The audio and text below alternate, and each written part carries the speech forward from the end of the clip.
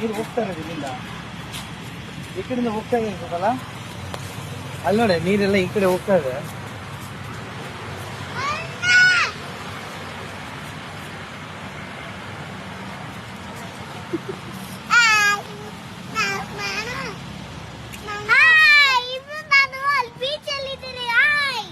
Beach ಇಲ್ಲಮ್ಮ,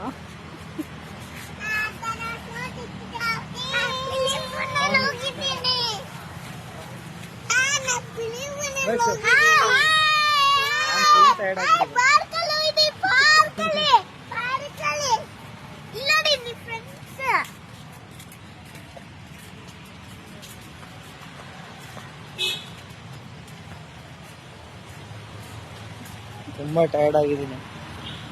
ಯಾರು ನಡೆಸ್ತಾನೆ ಅವಳು ಚಿನ್ನದಂತ ಹುಡುಗಿ.